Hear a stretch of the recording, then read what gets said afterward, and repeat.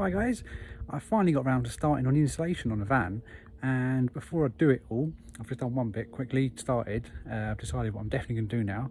I thought I'd quickly share what installation I'm going to be using, how I'm going to be fitting it, and also why I've chosen what I have, because I've been doing a lot of research on this and gosh, it's like an endless pit of information. Okay, so after much thought and lots of research, I'm basically going for a combination. The main material being PIR board or the closed cell extruded polystyrene or kingspan. It's called lots of different things. Please be sure to note this is not normal polystyrene that you'd get in your TV wrapped around and stuff. It is super dense. I mean, you can literally stand on this and it doesn't flatten it at all. It is excellent insulation material. And it comes in all different thicknesses. As you can see, I've got a pile over there. I've got some 20mm, which is a finish they do. That's this one. And in the shop I looked in, just a normal DIY store, you had a choice of 20, 40, 60, 80, up to I think 120mm thick. So I don't want to reduce the height in this van at all much because it's only a short van, so I definitely don't want to lose much headroom at all. So in the ceiling, the void I've got from these ribs here to the actual ceiling is about 20mm. So as you can see, that's almost flush with that. So that's why I'm going 20mm in the ceiling. As you can see, this bit's just drying. I've stuck that on with expanding foam, and it's almost completely flush with this. On these wall panels, I can actually get away with 40mm, which are the two thicker ones in a pile over there. And then where possible, I've got some, it's a tiny little offcut of the much thicker 60mm stuff. And this is actually about right for these bottom panels here. So it'll be those two, that one, and that one. And the door, I can actually use 60mm in all of them. The floor I'm going to use the same as the ceiling, 20mm. And then I'll put some thin ply on top of that so that I'm not raising the floor up too much. And on top of all of that afterwards, I'm going to be using a 6mm Armorflex, which is the sticky back closed seal rubber.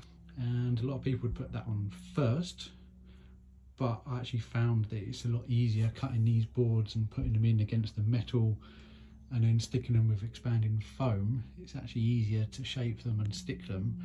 And so I'm going to do all of that first, all the sides and the top, and then I'm going to cover the whole lot with 6mm Armorflex afterwards. And the reason why I'm also putting that on afterwards is that's then going to create a barrier. I know there's lots of different opinions on vapor barriers, but in certain places in this van I'm going to have no choice but to use some loose insulation, such as behind here, up in the voids, you know, up in these channels and everything. Wherever I can get to, up in those back channels, I'm just going to fill and stuff with something like sheep's wool or rock wool or the recycled plastic insulation, something like that.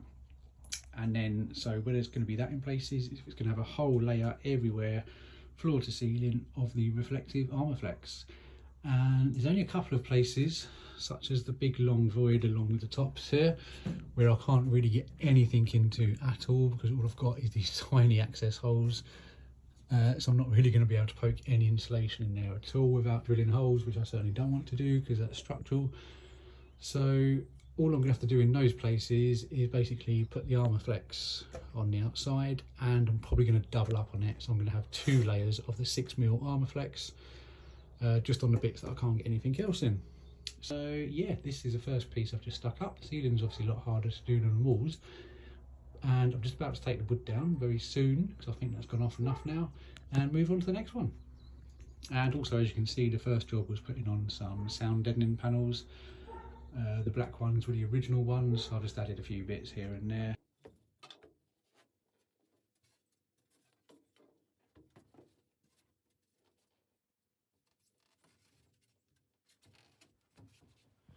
Okay, so here you can see me just putting up the second panel. Obviously certain parts of this will be a lot easier with 2 people, but I was just on my own. So as you'll see in a minute, I used some wooden props to hold everything in place, which worked very, very well. All I would say when it comes to measuring and cutting is just don't try and be exact, because almost every panel is, some are off square, they're not square, some are different to each panel. You're going to have sections coming in, like on these ones you can see like a weld joint all the way around. You're going to have to notch out for all of them. On the corner of each panel there's like curved parts of the chassis coming in. So rather than just take so many measurements and spend hours, just go get the panel small enough so that you know it fits in as close as you can, but just so that it fits in. And then even if you've got sort of like a ½ inch, or even 1.5 inch gap around the edges, you can just fill that in with expanding foam. Just squirt that in there, and once it's set, you can just cut it off flush. It's just so much quicker and easier than doing it. Now, especially with the ceiling, but also with the walls as well, I would advise against putting expanding foam onto the actual metal, especially on the ceiling, because it will simply drop off. Don't ask me how I learnt that. So apply expanding foam to the actual board that you're sticking, and then you can push it straight up and it will stick almost straight away, but you definitely want to hold it.